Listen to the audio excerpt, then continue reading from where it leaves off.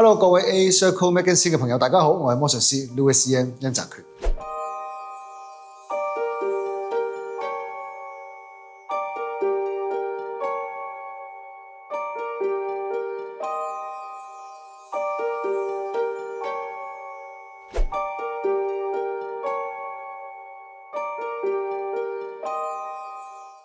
初時接觸魔術係因為入咗魔術學會啦，咁係當時入大學嘅時候就要揀一個會啊，咁啲人唱歌跳舞啊、打籃球啊、做 drama， 咁我揀咗個角落頭冇乜人嘅魔術學會，就係是但啦，揀呢個啦。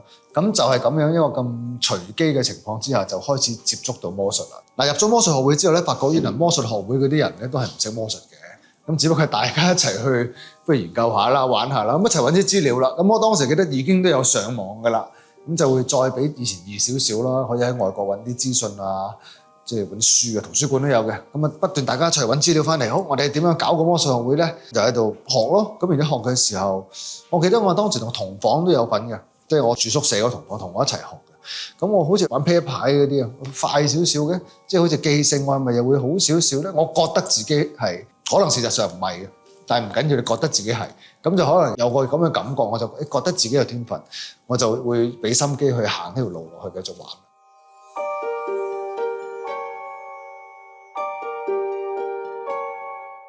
魔術係一個好特別嘅表演藝術嚟，對自表演者之餘，你係好容易有一個滿足感，因為亦都係好容易令到睇嘅觀眾會有哇呢個感覺。你好少噶嘛，即係你可能你走去學唱歌，或者可能學吉他彈一首歌，好入門嘅情況之下，咁觀眾聽完到幾好喎，可能都鼓勵下你，但係你唔會有哇個感覺。而魔術呢個特質就會比較容易啲，會有個 wow factor 喺度，令到人哋有覺得神奇嘅感覺。我覺得呢個係最特別、最吸引我嗰個魅力。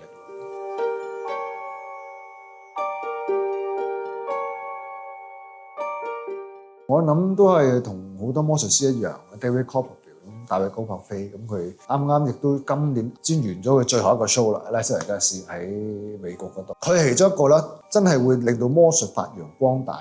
因為佢在之前咧，係咪有冇出名嘅魔術師？有嘅，都係美國有魔術師係出名嘅，但係佢哋都係限於喺個舞台上面做一啲大型嘅魔術。咁 Copperfield 佢犀利之處就跳出咗呢個框架。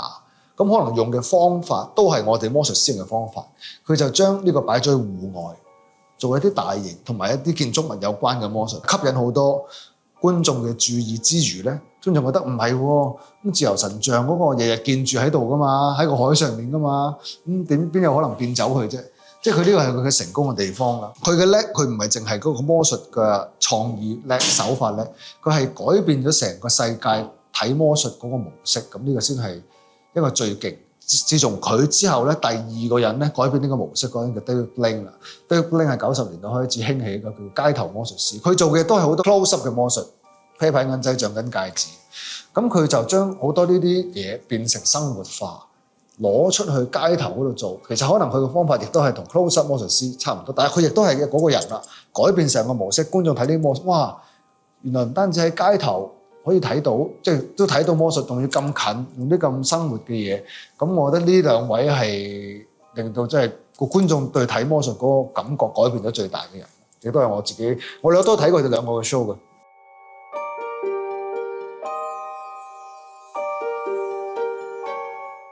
咁你自己都喺 Las Vegas 嗰度表演過啦，咁點解你嘅最終目的係紅館啊？咁可能呢個係一個香港人嘅情意結啦，亦都係我決定做魔術師嘅時候，我都已經有呢個心願，即係我做咗個 list 俾自己嘅啦，即係剔啊做到啦，我又可以有電視節目啦，剔我可以上春晚嘅，剔我可以做世界巡迴，又剔我喺拉斯維加斯，就係爭呢個剔一直都係棘住咗，最後一個格仔未去剔到。紅館係因為所有嘅我諗係表演者啦，即係唔單止歌手啦，佢目標就係紅館。你唔關個人數事嘅，即係我喺美國都係做一個5000人嘅場館，多倫多都係，但係當然而家7000零都多2000幾人啫。咁但係嗰個意義上大於一切咯，即係你紅館呢個地標性嘅目標。即係等聽到你紅館開 show 就已經係就挖出嚟㗎啦，啲人聽到即係我都見到啲朋友，我嚟緊開 show 啊，嚟支持下啦，邊度開紅館啊，哇！就係點解咧？就係因為紅館咯。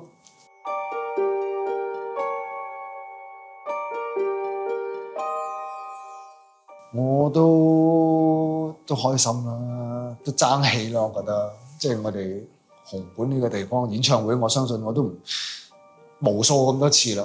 咁一直都即係我一直有個心願，都可以提高魔術師喺一般大眾或者表演藝術入邊嗰個地位。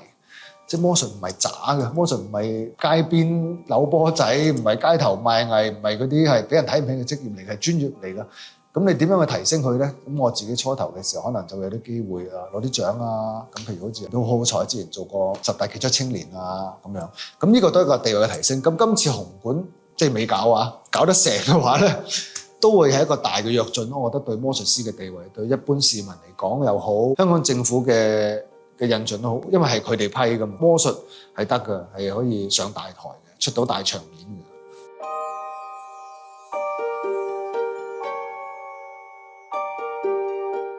魔術係呃人嘅，點解我覺得咁諗咧？我覺得好多陣時係俾人呃過，但係就唔係魔術呃過，有啲係壞人，佢就攞魔術去呃人。即係有啲人話自己有特異功能啊，幫人醫病啊，係啦，有啲又喺度出老千啊。咁其實因為呢個根源係魔術嚟嘅，只不過佢哋個思維方向唔啱。即係可能佢啲表演賺唔到錢，但係佢可以揾啲啤牌同你玩，賭錢呃到你嘅錢。咁可能有啲成日咁樣嘅情況出現，令到人有咁嘅諗法。我覺得個模式就係同電影好似咯。咁你睇電影唔係真㗎嘛？咁你會唔會話佢呃人？你會唔會入到戲院？你話個梁朝偉做得唔好，咪講呃我嘅，佢都唔係黑社會嚟嘅，佢都唔係警察嚟嘅，即係唔會咁講㗎嘛。因為知佢哋喺度表演緊，做緊一場戲，even係你舞台劇咁樣，你都唔會話台上嘅演員係假噶嘛。咁我哋魔術師，我哋都係靠我哋嘅練習啊、創意啊。即係我同你講魔術師，其實我已經話俾你聽，我係一個演員，係我係做緊一個魔術師嘅角色。我真係呃你，同你講我係有特異功能，我係可以捽牌啊，我係可以令到你個病啊點樣可以俾你飲啖符水啊，你個病醫翻好啊。嗰啲咧就可能係另外一個呃人嘅指標啦。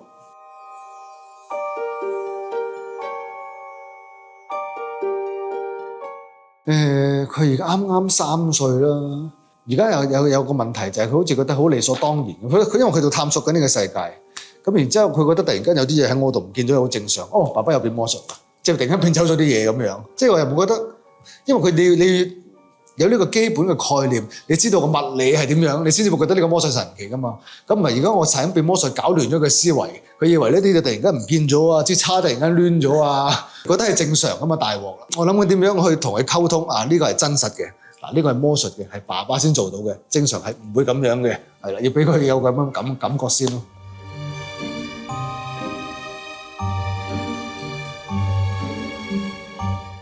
嗱，我個紅館 show 咧，Louis Yan 穿越紅館魔術之旅就係嚟緊6月25號晚上8點15分啊！呢個 show 你問我喺腦入邊諗咗幾耐咧，我就都諗咗超過20。做魔術師嗰時開始咧，我就諗緊有一日我喺紅館有機會做 show，我會擺咩內容入去？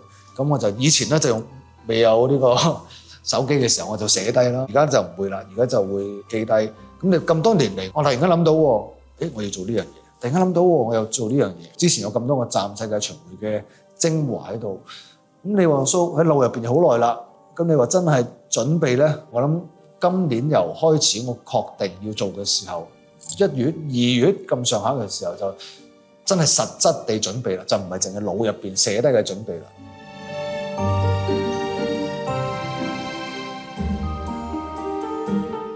其實山頂嘅朋友好抵睇啊！今次大型魔術，我相信你肉眼都睇到啦，喺台上面。同埋我會做好多，即係我會做街頭魔法王嘅紅館版，我就行落台喺你身邊360度圍住我咁樣去即係咁近嘅距離，坐喺側邊，我就企喺你側邊變俾你睇。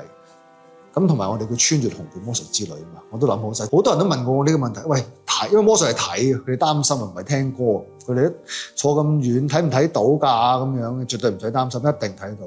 甚至乎突然間我會飛過去你空中喺你身邊，又唔定。我突然間喺台上面見咗，就坐咗喺你隔離個位，然之後即場咁近就變啲魔喺山頂喎，就變啲魔術俾你睇，會有啲咁嘅嘢發生嘅，係啦，所以山頂我係會照顧周到嘅，大家放心。